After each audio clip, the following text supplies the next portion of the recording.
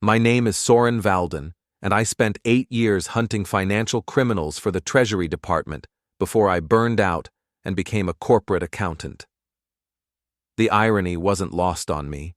I'd gone from catching thieves to counting their money, but at least the hours were better and nobody shot at me during quarterly reviews. Thursday night, March 15th. Taryn's text arrived at 8:47 p.m. Working late again. Boss is very demanding. Don't wait up. I stared at the message on my phone, sitting in our kitchen with a half-eaten sandwich and a growing suspicion that had been gnawing at me for weeks. This was the 7th working late message in 3 weeks. Always Thursdays. Always the same excuse about Porter Keller, her boss at Keller Holdings, allegedly reviewing quarterly reports. I understand, I typed back, keeping it simple. What I understood was becoming clearer by the day, and it wasn't about quarterly reports. The house felt too quiet. Our daughter Amelia was upstairs doing homework. Our son Ross was away at college, and I was alone with my thoughts and a growing pile of circumstantial evidence that my wife of 19 years was having an affair. But I'm not the kind of man who operates on hunches. In my Treasury days, we had a saying, assumptions make you look like an amateur, but receipts make you look like a genius. So I'd been building a file, the way I used to build cases against money launderers and tax evaders, methodically, carefully, with documentation. The family iPad chimed from the counter. Shared accounts. Taryn had insisted on them years ago for convenience. We're married, she'd said. What's mine is yours, what's yours is mine. She'd even signed a consent form for our cloud sharing when we set up the family plan. I picked up the tablet and saw the notification. Hotel confirmation email. The Meridian Suite at the downtown Meridian Hotel. Champagne service. 2 guests. Tomorrow night, Friday. My training kicked in. Cross-reference, verify, build the timeline. I opened my laptop and pulled up our credit card statements. 12 hotel charges in the past 4 months. Always on Fridays, the day after her working late Thursdays. Always the same hotel. Always the same floor that, according to the corporate directory I'd quietly accessed, Porter Keller used for client entertainment. The amounts were consistent. $340 for the suite, $150 for champagne service, $200 for room service.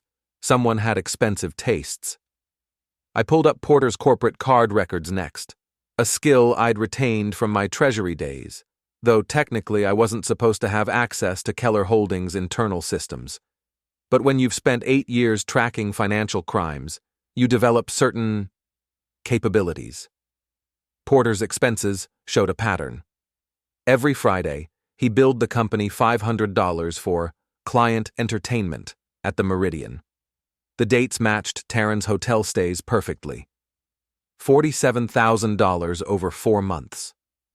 Either Porter was the most dedicated client entertainer in corporate history, or he was stealing from his own company to fund an affair with my wife. I leaned back in my chair, feeling that familiar sensation I used to get when a case was about to break wide open. Not excitement exactly, more like the calm that comes when chaos finally starts making sense. Amelia appeared in the doorway, backpack slung over her shoulder. At 16, she had her mother's eyes, but my tendency to notice things other people missed. Dad, where's Mom? Working late, I said, closing the laptop. Again? She frowned. That's like every Thursday now. I know, sweetheart. Is everything okay? I looked at my daughter, smart, perceptive, deserving better than parents who were about to implode their marriage in spectacular fashion. Everything's going to be fine. Different maybe, but fine. She studied my face for a moment, then nodded. Okay. I'm going to Sarah's to work on our history project. Back by 10. After she left, I opened the laptop again and began building my file in earnest. Screenshots of hotel confirmations, credit card statements, corporate expense reports, travel authorizations that Porter had signed and Taryn had approved, a clear conflict of interest that violated at least 6 company policies. By midnight, I had everything I needed: timestamps, financial records, documented patterns of fraud and adultery, the kind of evidence that could end careers and marriages with surgical precision. I saved everything to an encrypted drive, then sent copies to my personal email account. In the morning, I'd make some calls, but tonight, I sat in my kitchen and planned my wife's professional destruction with the same methodical approach I'd once used to dismantle criminal enterprises. The difference was, this time, it was personal. Friday morning arrived gray and cold, matching my mood perfectly. Taryn had come home around midnight, slipping into bed with the practiced quiet of someone who'd done this many times before. She smelled like expensive perfume, not the drugstore brand she usually wore, but something that probably cost more than our monthly grocery budget.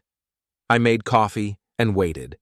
She appeared in the kitchen at 7:30, already dressed for work in a new blouse I didn't recognize. "Morning," she said, not quite meeting my eyes. "Sleep well?" "Like a baby," I lied. "Big day at the office?" "Oh, same old stuff." She grabbed her travel mug and headed for the door. "Don't forget Amelia has soccer practice tonight." Wouldn't dream of it. After she left, I called my old partner from Treasury, Jake Morrison. He'd stayed with the department and now ran white-collar investigations. "Soren Valden," he said when he picked up. "Thought you'd gone soft in corporate accounting." "Soft, maybe. Stupid. No, I need a favor, Jake." "Personal or professional?" "Both. I need someone to verify some financial records for me, unofficially." There was a pause. "This about Taryn?" Jake had always been perceptive. "What makes you say that?" "Because you sound like you did when we were about to bust that Ponzi scheme in Detroit. Cold, focused, dangerous." I gave him the basics, without going into the personal details. Corporate expense fraud, falsified travel authorizations, potential embezzlement. Jake agreed to run the numbers through Treasury's fraud detection algorithms, no questions asked. Next, I called David Chen, my divorce attorney, though I'd never expected to need his services when I'd met him at a bar association event 3 years ago. "Soren, good to hear from you. How's the family?" "Complicated. I need to discuss some hypothetical legal scenarios." "Hypothetical, right." David had handled enough divorces to recognize the tone. "Come in this afternoon. Bring documentation." At work, I went through the motions of my regular job, reviewing accounts payable, reconciling departmental budgets, attending mind-numbing meetings about fiscal responsibility.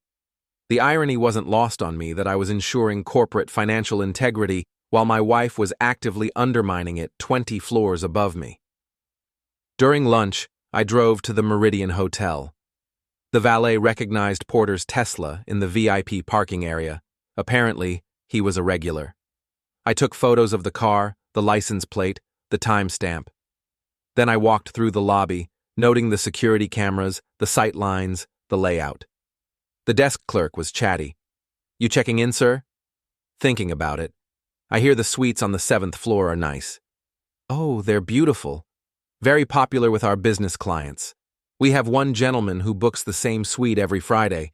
Says it's perfect for entertaining." "Sounds like my kind of place." Back at the office, Jake called with preliminary results. "Your numbers check out, and then some. The expense patterns you flagged show clear signs of systematic fraud. We're talking about $250,000 in questionable charges over the past year. Can you document it?" "Already am. This is the kind of case that makes careers, Soren. You want to file a complaint?" "Not yet, but soon."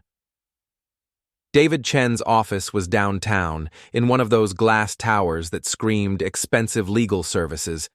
His conference room overlooked the city, and I found myself staring at the Meridian Hotel in the distance while he reviewed my documentation. "This is thorough," he said finally. Almost suspiciously thorough. "I used to do this for a living." "Right. Treasury. Well, the good news is that adultery combined with financial fraud gives us significant leverage in divorce proceedings. The prenuptial agreement you signed includes a morality clause. Adultery triggers asset forfeiture. How significant? She'd lose the house, retirement accounts, and most custody leverage, especially if we can prove she participated in corporate fraud. We can. David leaned back in his chair. Soren, I have to ask, are you sure about this? Marriage counseling, separation, there are other options. She made her choice, I said. Now I'm making mine. That evening, I sat in my car outside the Meridian Hotel and watched my wife walk through the lobby doors at 6:15 p.m. She was dressed differently than she'd been at work, a black dress I'd never seen, heels that clicked confidently across the marble floor. Porter arrived 10 minutes later, driving his Tesla like he owned the city. He was tall, silver-haired, the kind of man who probably introduced himself by mentioning his golf handicap and his stock portfolio. He handed his keys to the valet with the casual arrogance of someone who'd never had to worry about parking fees. I watched them meet in the lobby. The hug lasted too long. His hand lingered on her back. She laughed at something he said, touching his arm in that way she used to touch mine. I took photos of everything. They disappeared into the elevator, and I sat in my car for another hour, documenting the timestamps, the license plates of other cars, the comings and goings of hotel staff, building my case, one detail at a time. When I got home, Amelia was waiting in the kitchen. How was soccer practice? I asked. Fine. Dad, is Mom having an affair? The question hit me like a physical blow. I stared at my daughter, seeing too much adult understanding in her 16-year-old eyes. What makes you ask that? She's different, distracted, and she's been lying about working late. I called her office Thursday night to ask about permission slips, and the security guard said the building was empty. I sat down across from her, feeling the weight of the conversation we were about to have. Yeah, sweetheart, I think she is. Amelia nodded, like she'd been expecting the confirmation. What are you going to do? I'm going to handle it. Are you getting divorced? Probably. She was quiet for a long moment. Then, good. She doesn't deserve you. That night, I finalized my plan. The ethics complaint would go out Monday morning. The divorce papers would be filed Tuesday. By Friday, Taryn's carefully constructed double life would be in ruins. I'd spent 8 years bringing down criminals who thought they were smarter than the system. Now, I was about to use those same skills on my own wife. She'd made one critical error in her calculations. She'd forgotten who she was married to. Monday morning, 6:47 a.m. I sat in my home office, coffee growing cold, putting the finishing touches on the most important document I'd ever written. The ethics complaint was 12 pages of methodically documented fraud, supported by 43 pieces of evidence ranging from hotel receipts to falsified expense reports. The subject line read, Systematic Financial Fraud and Ethics Violations, Porter Keller and Soren Valden. I'd addressed it to the entire Keller Holdings Compliance Board, the CEO, the CFO, and the head of human resources. In the corporate world, this was the equivalent of detonating a nuclear device in the executive conference room. Dear members of the Compliance Board, I began, if you're reading this, you're already late to discover a $250,000 fraud scheme operating within your organization. I attached the evidence files. Credit card statements showing a pattern of personal expenses charged to corporate accounts, hotel receipts for client entertainment that never involved actual clients, travel authorizations signed by Taryn for trips that Porter took to meet her, and expense reports that violated at least 12 company policies. The smoking gun was a series of consulting fees, $340,000 paid to a shell company that Taryn had established 6 months ago. Porter had approved the payments. Taryn had processed them.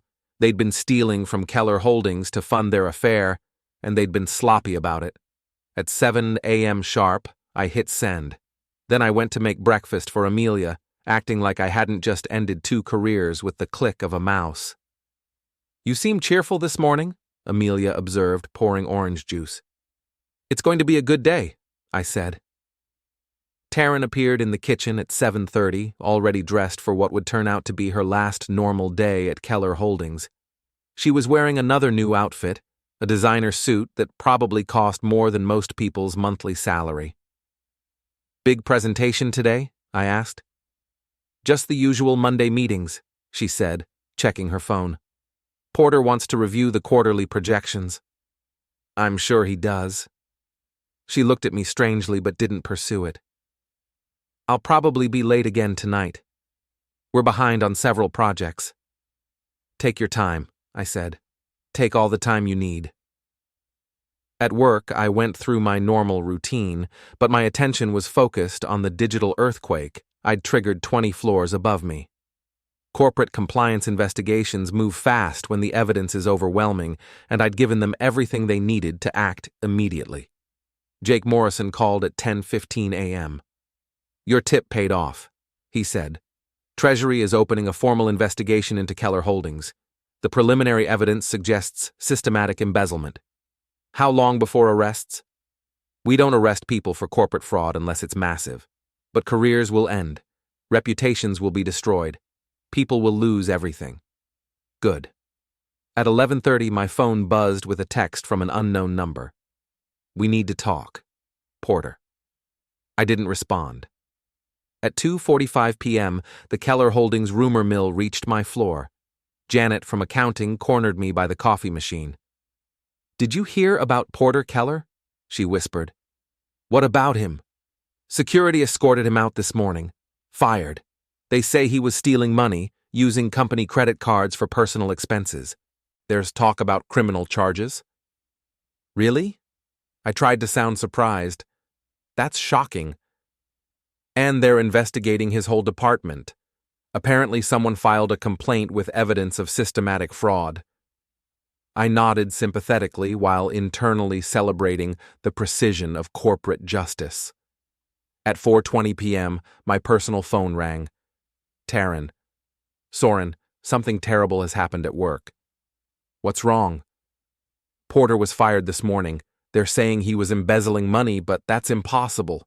He's one of the most honest people I know." The irony was so thick I could have cut it with a knife. "That does sound surprising." "They want to interview everyone in his department. I'm scared, Soren. What if they think I was involved?" "Were you?" The pause lasted 3 seconds too long. "Of course not. How could you even ask that?" "Just checking. I'm sure everything will work out fine. I need to stay late tonight to prepare for the interview tomorrow. This whole situation is so stressful." "I understand completely." After I hung up, I allowed myself a moment of satisfaction. Phase 1 was complete. Porter was finished, and Taryn was about to discover that her carefully constructed world was collapsing around her. But I wasn't done. Not even close. David Chen called at 5:30. "The divorce papers are ready," he said. "When do you want to serve them?" "Tomorrow afternoon, after her interview with HR." "That's cold, Soren." "She earned it."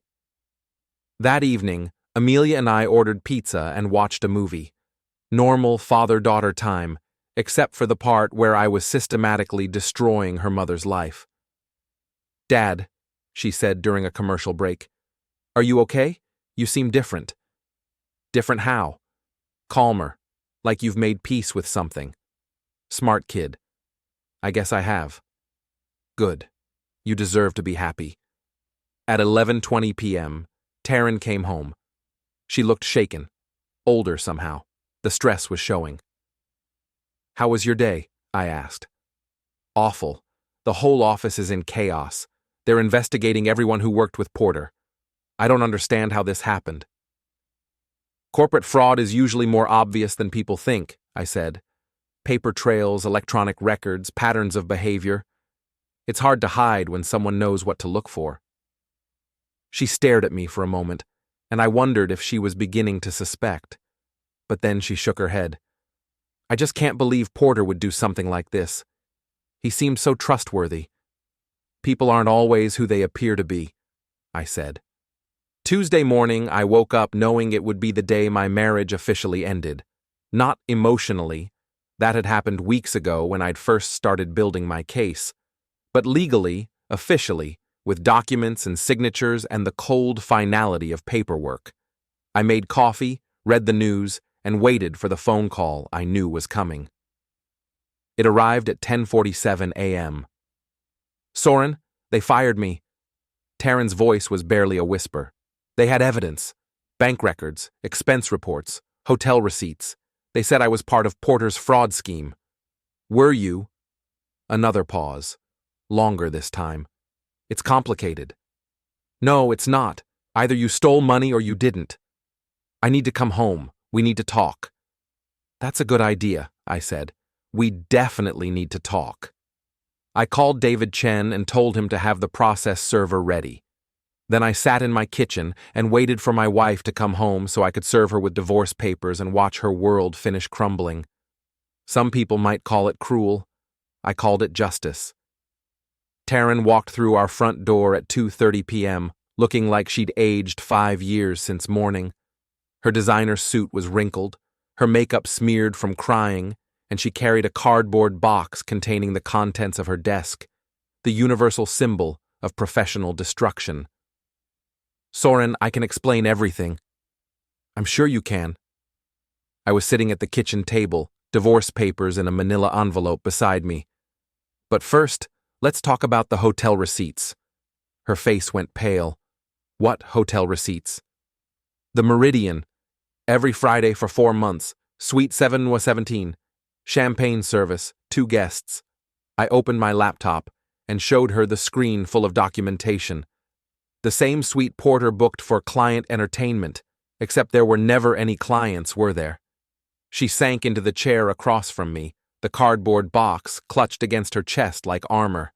"How did you find out? I'm a former Treasury investigator, Taryn. Finding hidden money is what I do. Did you really think I wouldn't notice a $250,000 fraud scheme happening right under my nose? It wasn't supposed to happen like this." "Which part? The affair or the embezzlement?" She flinched. "Both. Neither. It just developed." "Developed?" I leaned back in my chair, studying the woman I'd been married to for 19 years. "Like a disease." "Don't be cruel."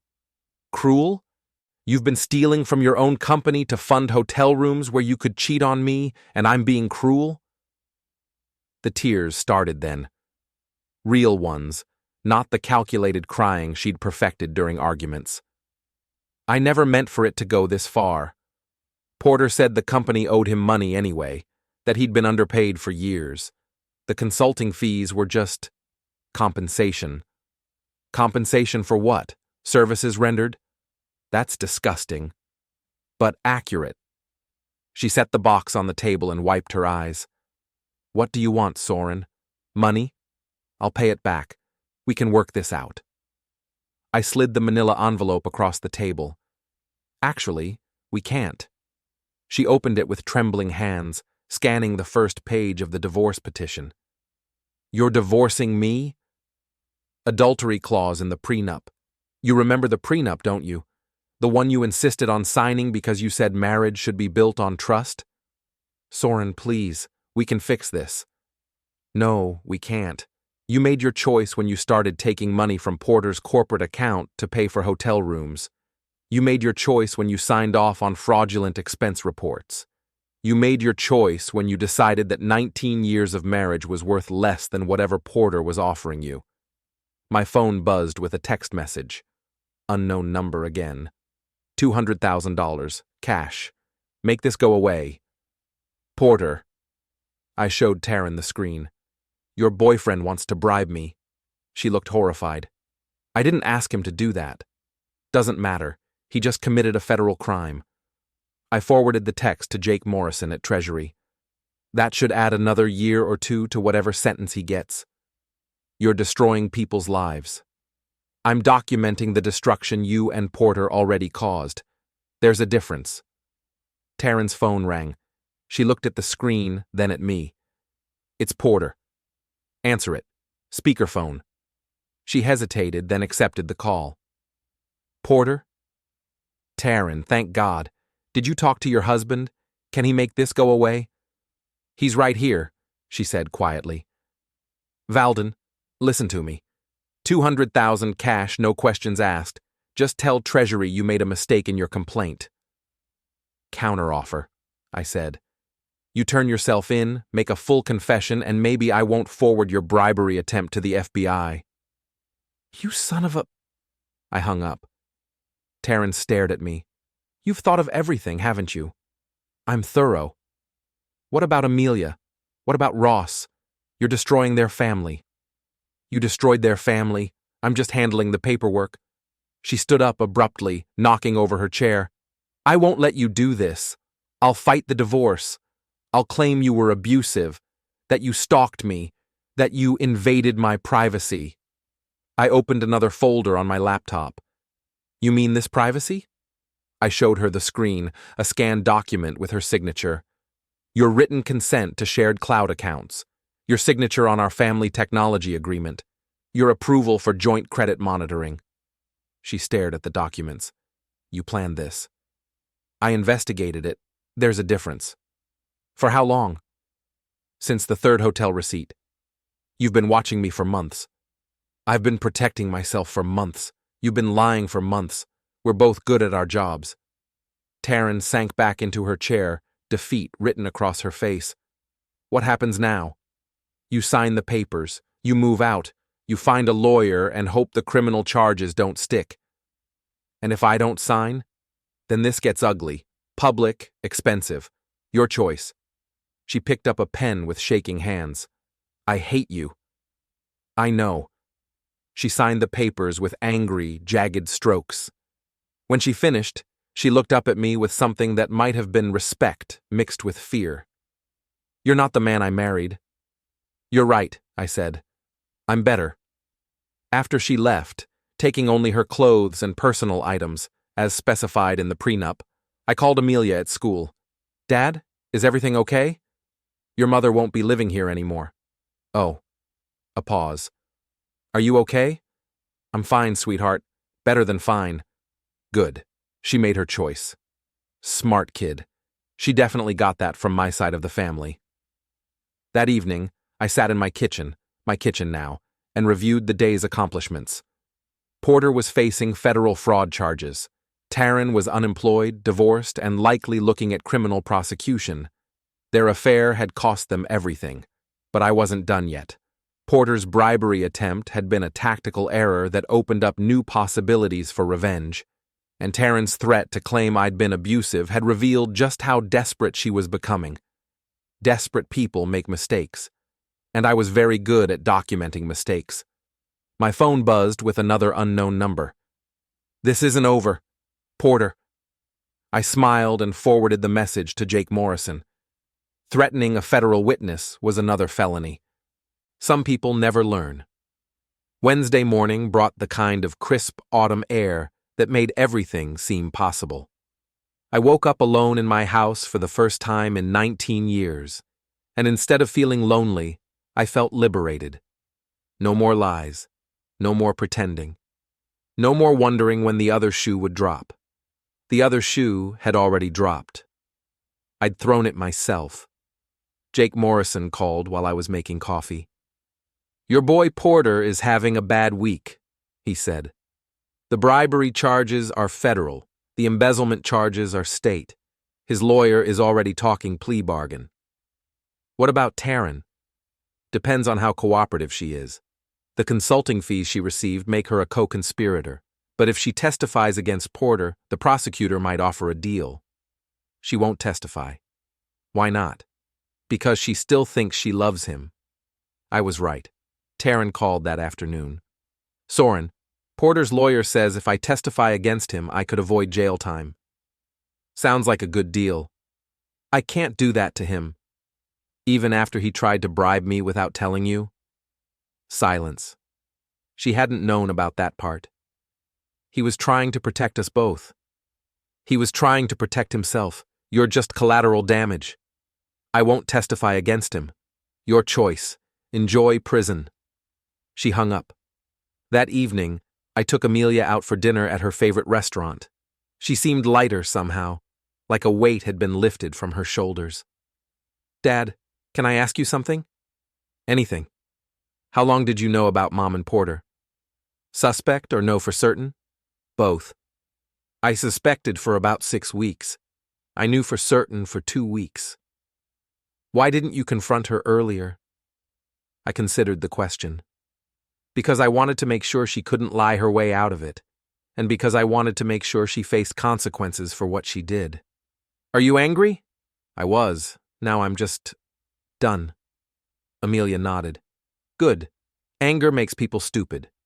Smart kid. Thursday brought new developments. Porter's wife filed for divorce, citing adultery and financial fraud. The local newspaper picked up the story.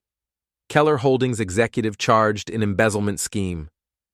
Taryn's name was mentioned as a co-conspirator. Porter called me from jail. Valden, you've destroyed everything. No, you destroyed everything. I just documented it. My wife left me. My kids won't speak to me. I've lost my house, my job, my reputation. Sounds familiar. That's what you were trying to do to me. I never meant for it to go this far.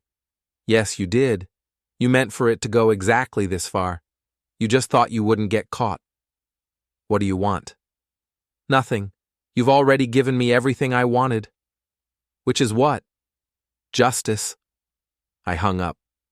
Friday afternoon, David Chen called with an update on the divorce proceedings. The judge approved the asset division. Taryn gets nothing except her personal belongings and whatever's left in her checking account after legal fees. How much is left? About $1,200. That won't last long. She's living in a motel on the east side. Her lawyer says she's looking for work, but with the criminal charges pending, it's difficult. I'm sure it is.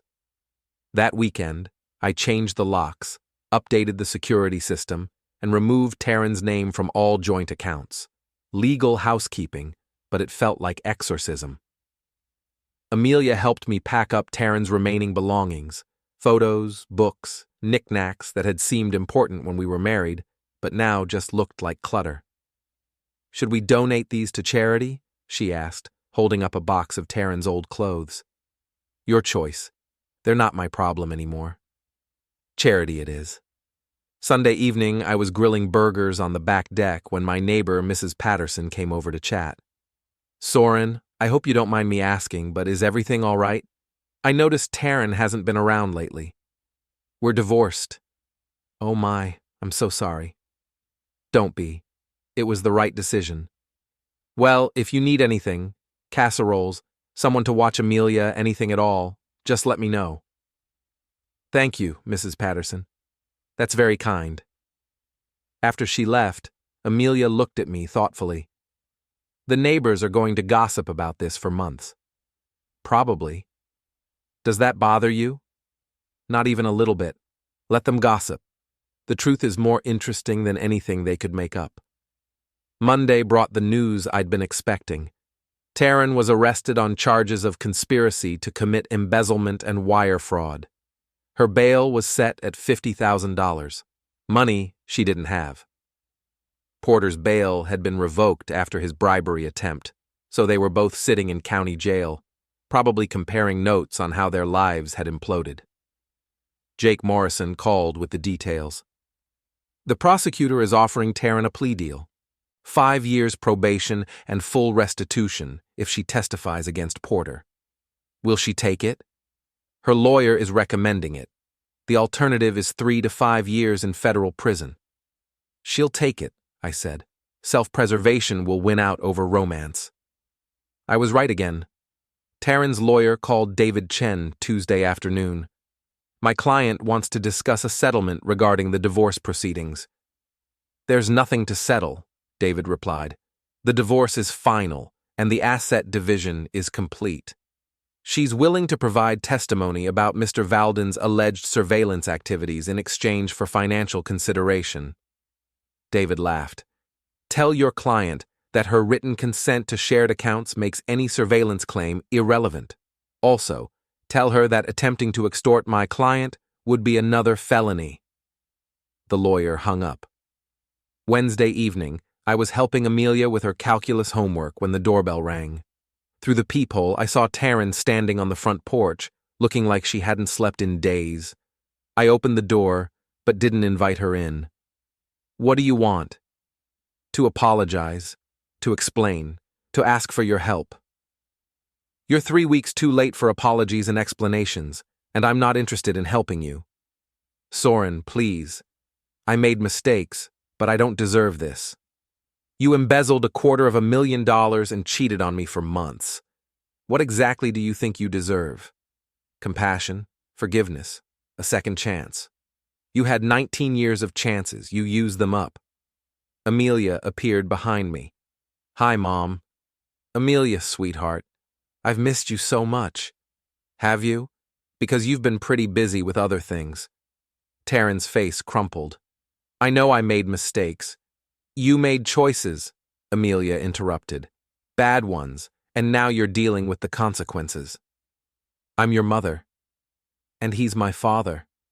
The one who's been here every day, making dinner and helping with homework and not stealing money or cheating on his family." Taryn looked between us, seeing a united front she couldn't break. "I'll fight this," she said finally. "I'll find a way to prove you manipulated the evidence, that you drove me to this." "Good luck with that," I said, and closed the door. Through the window, I watched her walk back to her car, a 10-year-old Honda that had replaced the BMW she'd lost in the divorce. She sat in the driver's seat for a long time, probably crying, before finally driving away. "Dad," Amelia said, "do you think she'll ever understand what she did wrong?" "No," I said. "She'll spend the rest of her life blaming everyone except herself." "That's sad." "Yes, it is. But it's not our problem anymore." That night, I sat in my home office and reviewed the case file I'd built against my own wife. 47 pieces of evidence, 12 violations of corporate policy, 6 federal crimes, 1 destroyed marriage. It had taken 6 weeks to build and 3 weeks to execute. Porter was facing 5 to 7 years in federal prison. Taryn was probably going to take the plea deal and testify against him to save herself. Their affair had lasted 4 months and cost them everything: careers, marriages, reputations, freedom. My revenge had been swift, thorough, and completely legal. Some people might call it excessive. I called it proportionate. 3 months later, spring arrived with the kind of warmth that makes you believe in fresh starts. The cherry tree in our backyard was blooming, Amelia had been accepted to her first-choice college with a full scholarship, and I'd received a promotion at work. Apparently, exposing corporate fraud makes you popular with upper management. Taryn had taken the plea deal, as I'd predicted. 5 years probation, full restitution, and testimony against Porter that had sealed his conviction. He got 7 years in federal prison and would be eligible for parole in 5. She was working at a discount retail store now, living in a 1-bedroom apartment across town, trying to rebuild a life from the wreckage of her choices. According to Amelia, who still saw her occasionally, she'd lost 30 pounds and looked older, worn down by the weight of consequences. I felt no satisfaction in her suffering, but no sympathy either. She'd made her choices with full knowledge of what she was risking. The fact that she'd lost the gamble didn't make her a victim. What I hadn't expected was Porter's final act of desperation. It happened on a Thursday evening in late April. I was grading Amelia's practice SAT tests when the doorbell rang. Through the peephole, I saw a man I didn't recognize, tall, thin, nervous-looking. "Mr. Valden, my name is Marcus Webb. I'm Porter Keller's brother." I opened the door but kept the chain latched. "What do you want?" "To talk. About what you did to my brother." "Your brother did it to himself. He made mistakes, but you destroyed his life. He destroyed his own life. I just documented it." Marcus Webb shifted his weight, and I noticed his hands were shaking. "He's in prison because of you. He's in prison because he embezzled money and tried to bribe a federal witness. You could have handled it differently, quietly, without involving the authorities. So he could keep stealing and cheating? I don't think so. My brother has 2 kids. They've lost their father because of your revenge. Their father made choices that led to consequences. That's how the world works. Marcus Webb's composure cracked. You sanctimonious bastard. You think you're some kind of hero?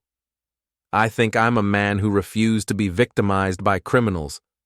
Porter told me what you did, how you stalked them, gathered evidence, planned their destruction. That's not justice. That's obsession. Call it whatever makes you feel better. The results are the same. He stepped closer to the door, and I saw something in his eyes that made me glad I'd kept the chain latched. This isn't over. Yes, it is. Porter may be in prison, but I'm not. And I know where you live. I smiled. Are you threatening me, Marcus? I'm telling you that actions have consequences. You taught my brother that lesson. Maybe it's time someone taught it to you. I closed the door and immediately called Jake Morrison. I need to report a threatening phone call, I said when he answered. What kind of threat? I gave him the details. Jake sighed. These revenge cases always have aftershocks. Want me to send someone to talk to this Marcus Webb character? Please. In the meantime, be careful. Install security cameras if you haven't already. Document everything. I'd already installed the cameras, but I upgraded the system that weekend. Motion sensors, night vision, automatic recording to cloud storage. If Marcus Webb wanted to escalate things, I'd be ready. 2 weeks later, he made his move. I was working late in my home office when the motion sensors triggered. The security monitor showed a figure in dark clothing approaching the house from the backyard. He was carrying something, a crowbar maybe, or a baseball bat. I called 911, then grabbed the baseball bat I kept by my desk and went to check on Amelia. She was asleep in her room, door locked as I'd taught her. The figure on the monitor was trying to force open the back door. The security system was recording everything, and I could see his face clearly in the infrared light. Definitely Marcus Webb. The police arrived within 6 minutes, but Marcus was gone by then. He'd fled when the motion sensor lights came on, leaving behind the crowbar and a spray-painted message on the back deck. Payback. The responding officer, Sergeant Martinez, reviewed the security footage with me. Clear case of attempted breaking and entering, she said, plus vandalism and criminal threatening. We'll put out a warrant for Marcus Webb. How long before you find him? Hard to say, but with this video evidence, he's looking at serious jail time when we do. They caught Marcus Webb 3 days later, trying to break into my office building after hours. Apparently, he'd decided that if he couldn't get to me at home, he'd destroy my workplace. The security guards at the office building were less patient than the police. Marcus spent 2 hours handcuffed to a bench before the cops arrived, and by then, he was ready to confess to everything. Jake Morrison called me with the details. Webb copped to attempted burglary, criminal threatening, and vandalism. He's looking at 2 to 3 years, assuming he takes a plea deal. What if he doesn't? Then he's looking at 5 to 7. The prosecutor doesn't like people who threaten federal witnesses. Good. Soren, I have to ask, do you ever regret how this all played out? I considered the question. Do you mean, do I regret catching my wife stealing money and cheating on me? I mean, do you regret the thoroughness of your response? Jake, they stole $250,000. They committed federal crimes. They destroyed my family. What exactly should I have done differently? I don't know. Maybe handled it more quietly? So they could keep doing it to other people? No thanks. Fair enough. Just be careful. These cases sometimes have long tails. He was right about that. Marcus Webb took the plea deal and got 18 months in minimum security. Porter would be eligible for parole in 3 years. Taryn was working 2 jobs to pay restitution and would be on probation for another 4 years. But the story was effectively over. The criminals had been caught, prosecuted, and punished. Justice had been served with mathematical precision. 6 months later, I was cleaning out my home office when I found the original case file I'd built against Taryn and Porter. 47 pieces of evidence organized in chronological order, each document tagged and cross-referenced. It looked like the work of someone obsessed with revenge, and maybe it was, but it also looked like the work of someone who understood that justice requires documentation, that consequences require evidence, and that sometimes the only way to stop criminals is to catch them in the act and make sure they pay the full price for their choices. Amelia found me reading through the file. "Dad, why are you looking at that old stuff?" "Just remembering." "Do you miss her?" "I miss who I thought she was. But that person never really existed." "Are you glad you caught her?" "I'm glad I stopped her." Amelia nodded. "Good. She needed to be stopped." That evening, I shredded the case file and put the pieces in the recycling bin. The evidence was preserved in federal databases and court records, but I didn't need to keep my own copies anymore. The audit was complete. The books were balanced. Justice had been served. Some stories end with forgiveness and reconciliation. Others end with consequences and accountability. This was the second kind. I made dinner, helped Amelia with her homework, and went to bed in my own house, in my own bed, with a clear conscience and no regrets. The next morning, I woke up and started living the rest of my life. It was a good life, honest, simple, free of lies and thieves and people who confused love with theft. Some people might call that revenge. I called it justice.